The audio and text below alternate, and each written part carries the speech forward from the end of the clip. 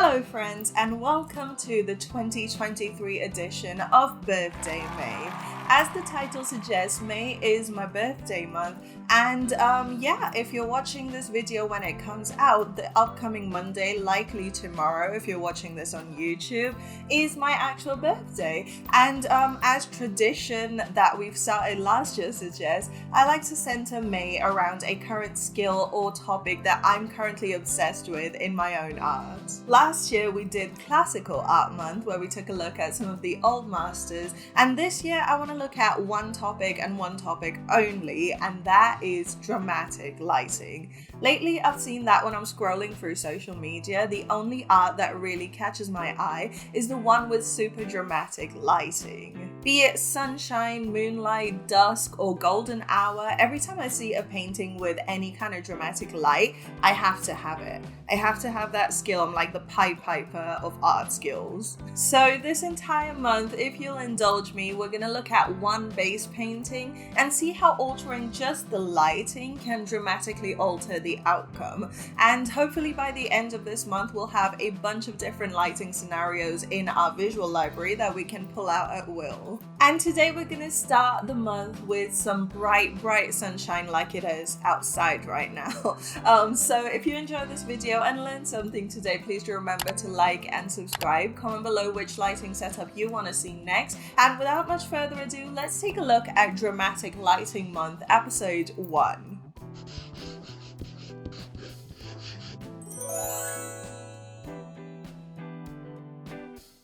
Like I said, I want to start with a base painting and see how altering just the lighting and potentially the background changes the entire character. So this is the base I want to work on today. I took pose inspiration from this image that I found on Pinterest because it feels like a pose I haven't drawn before, and also one that might translate nicely across lighting scenarios.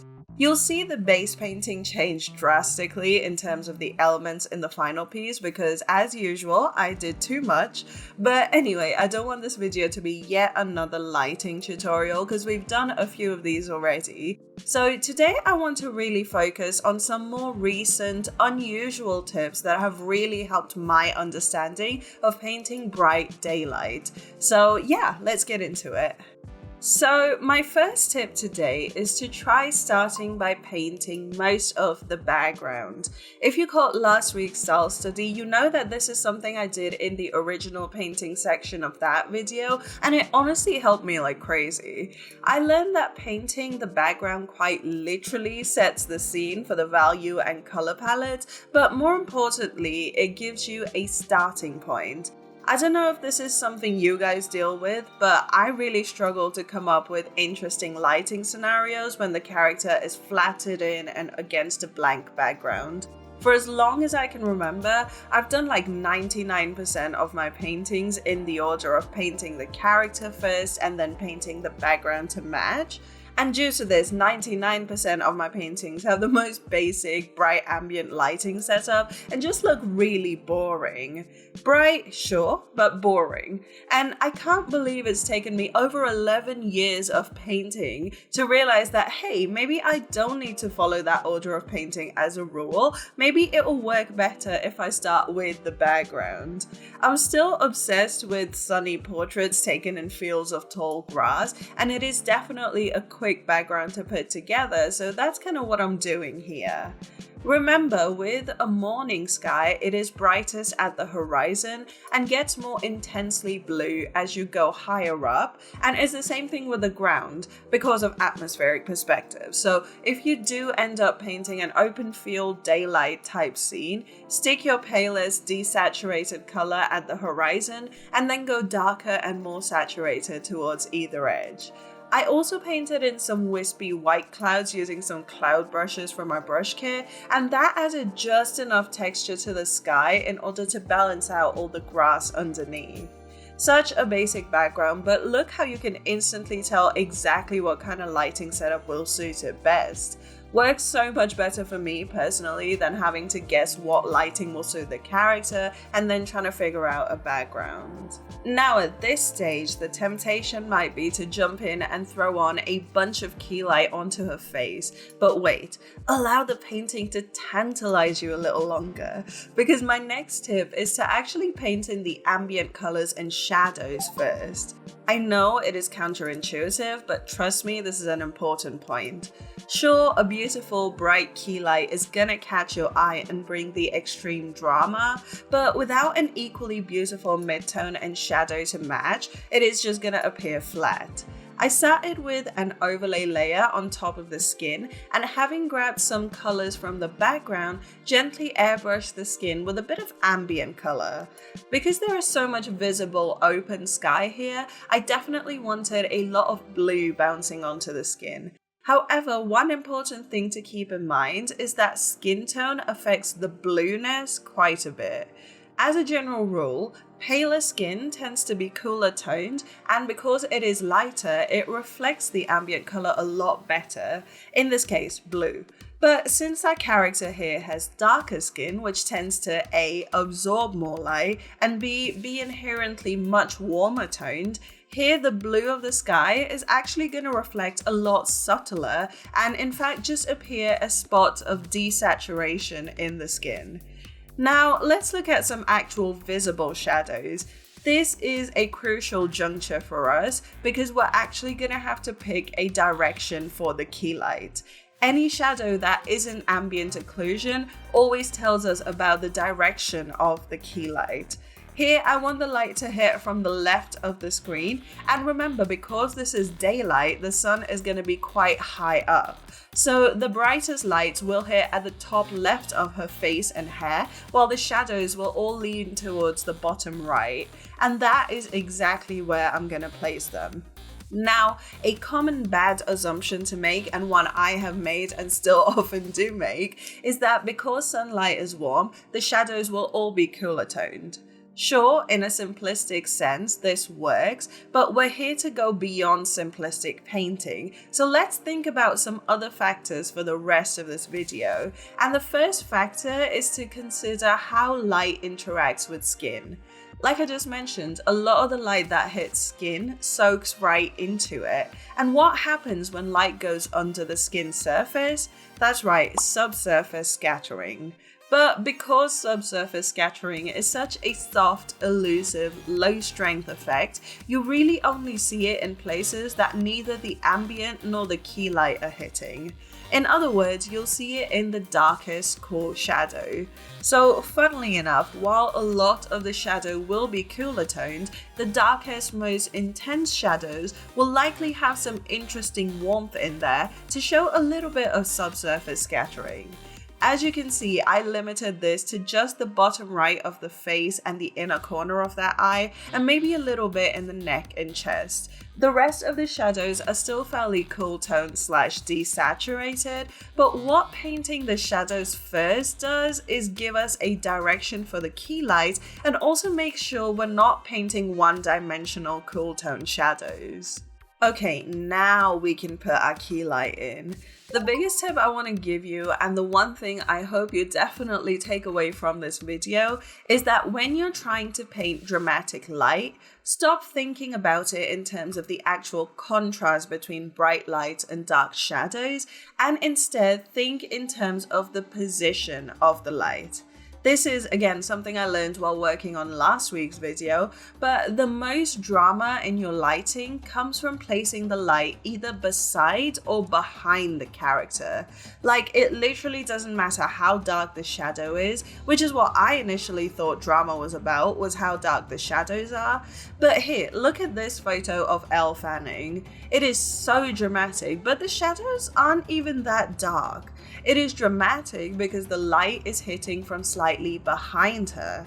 Now, what does this mean in terms of actual painting? Just that when we paint the key light, the key is not just to make it super bright, but rather to limit it to a part of the surface. So here you can see that on the face, the brightest parts of the light that are super highlighty are actually just on the forehead and the area between the inside cheek and the side of the nose. The other tip with your key light, especially on skin, is to think about color fall off. So you'll see that I painted the light in like rings almost. So there is a bright pale yellow, then it becomes orange, then a burnt orange, and then a red before the shadowy bits come in. If you've noticed, not only does the value get darker, the colors also become cooler, going from yellow to red.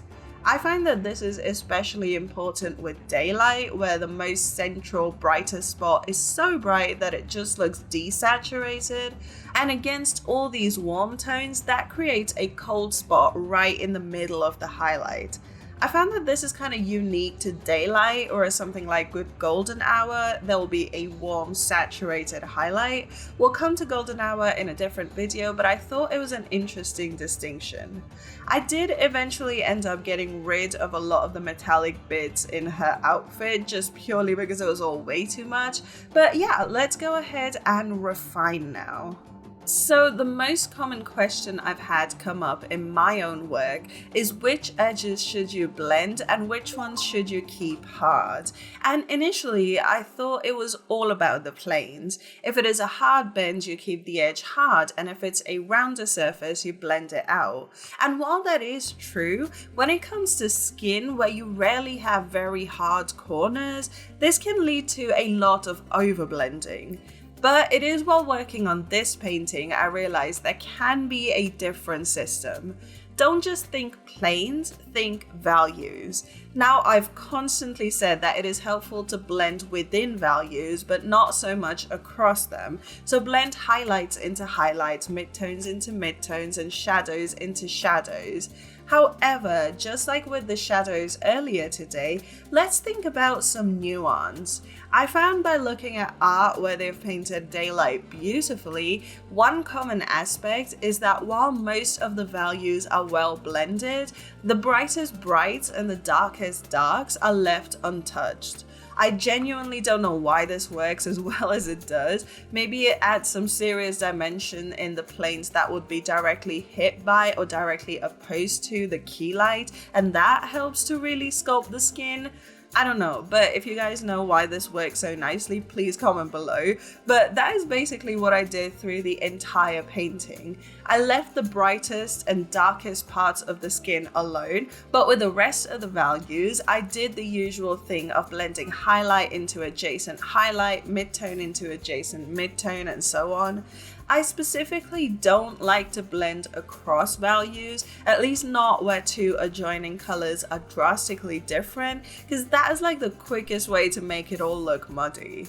Also, side note, I did go in and give her more textured hair because I love textured hair and it suits her face, and it suits the larger planes of the sky really nicely to have really tight coils and smaller shapes.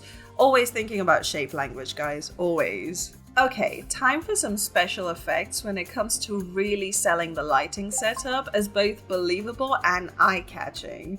First and most obvious, we want to use the hell out of overlay layers.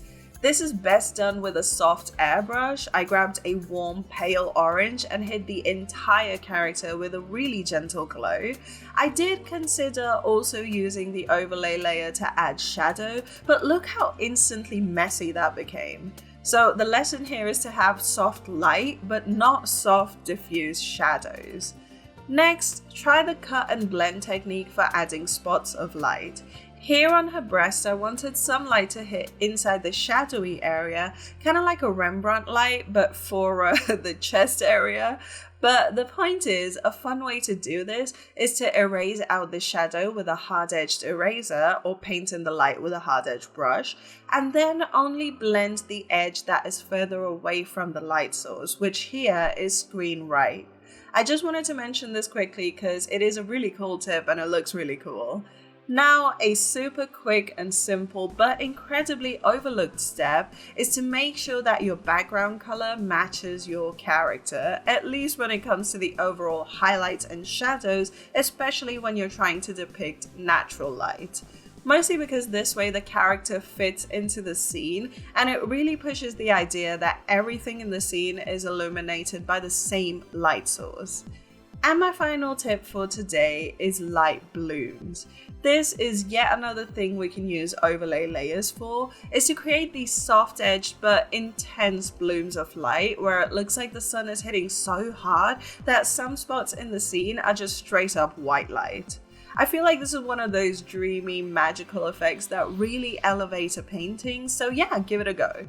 I really love the final painting, though in retrospect I'd have toned down the blue in her hair a little bit, but it turned out really bright and powerful, so let me know what you think.